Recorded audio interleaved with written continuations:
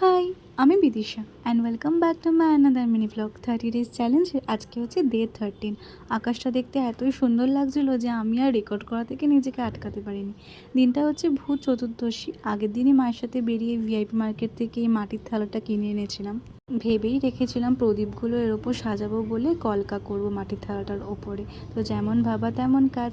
আর এই দেখো, এখানে আমার গপু উপুর সাজ তোমাদের কেমন লাগলো আজকে অবশ্যই কমেন্টে জানাতে ভুলো না কিন্তু।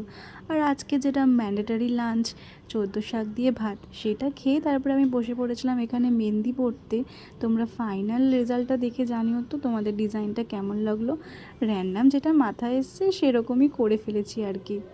তারপর এখানে আমার পড়া দেখে আমার ভাই বলছে যে আমাকেও মেহেন্দি দিয়ে একটা ট্যাটু বানিয়ে দিয়ে স্পাইডারম্যান। তো দেখো, এই জন্য ওকে এটা ছোট্ট করে বানিয়ে দিয়েছি। তারপরে এদিকে বাবাও দেখছি ব্যালকনিতে, তারপরে বাড়িতে সব জায়গায় লাইট লাগাচ্ছে, তাই আমারও মনে হলো যে আমিও আমার ঘরটাকে একটু দিওয়ালিওয়ালা লুকস দিই, আর তাই জন্য এই লাইট লাগানো। তারপরে এখানে মায়ের সাথে আমি আর কি প্রদীপ জ্বালানোর জন্য রেডি করছিলাম প্রদীপগুলোকে। তারপরে মা আর আমি মিলে প্রদীপগুলোকে সুন্দর করে সাজিয়ে জ্বালালাম।